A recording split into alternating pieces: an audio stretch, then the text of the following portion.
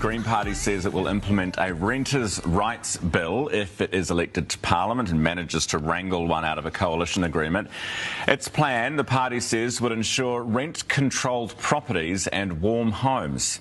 Or would it worsen a rental shortage by prompting landlords to get out of the game? The question is an open one. Wellington property investor Steve Goody is with us this morning. Steve, good morning.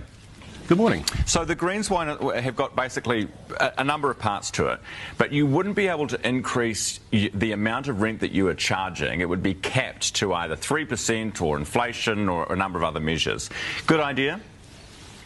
Very dangerous idea. Unfortunately, I think there's probably people out there that believe this actually might work. The uncomfortable truth, I think, in New Zealand is that real estate is a user-pays system. And every time we have government controls and interventions like this that cost landlords more money to provide real estate to the market, it's the user that ends up paying for it, which is the tenants. And we're seeing this now with CourtLogic results coming out recently saying that a record number of landlords are actually taking a loss on their properties, and they can't sustain that. There's going to have to be rent increases to cover this stuff. A lot of the things that the Green Party has said are already in place as well. I fully support the Healthy Homes Standard. I just think rent controls is incredibly dangerous. But see, it hasn't worked anywhere else in the world. They might say, okay, well, you've got these costs that need to be covered, and so you want to put rents up. They would say, well, you can't. That's the point of the policy. Absolutely, and so what do these landlords do? They sell, and you know, the government has something like 90,000 tenancies in New Zealand. Private landlords have 500,000 tenancies. Private landlords have to get their homes up to Healthy Home Standards. The government at this stage has given themselves a pass on that one. Yeah, the government's the worst slumlord that we've got in this country. Well, it does seem it, and I mean, I've got a lot of tenancies where my customers, my clients, are somewhat at risk, and I don't want to increase rents on them and make these people homeless.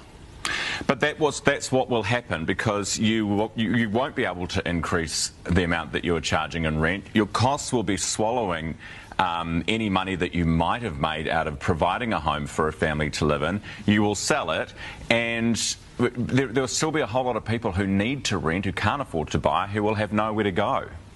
Or just don't want to buy a house, or travel all over the country all the time. There's always a market there. But if this type of fiscal policy actually worked, then when's it going to start working? We've had Healthy Homes compliance, we've had triple CFA, we've had debt-to-income ratios, loan-to-value ratio restrictions, tax non-deductibility. We should be in a renters and first home buyers utopia by now, and it's made no difference at all. And what we've got is 9,000 people on an emergency housing list, 4,000 of them are children, and as New Zealanders, we just kind of deserve better than this. Can you give me any numbers? You're in this industry of, you know, if a policy like this was to come in, how much the rental pool might shrink by? There's no real numbers there, and a lot of people overplay this, but I think everybody's watching this in this upcoming election. I think that if Labour get back into government with a green agenda, there'll be a lot of people going on a plane to Australia. I just think that it's a gift for the Australian real estate market. I think that there's going to be a lot of investors who just can't afford to own the assets they have. They'll sell them.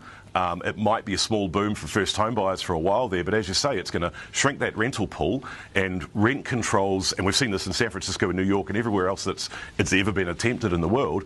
It lowers the average condition of properties. Wellington property investor Steve Goody, thanks very much for your time and your analysis this morning. It's 26 after 7. News is next, then we count down to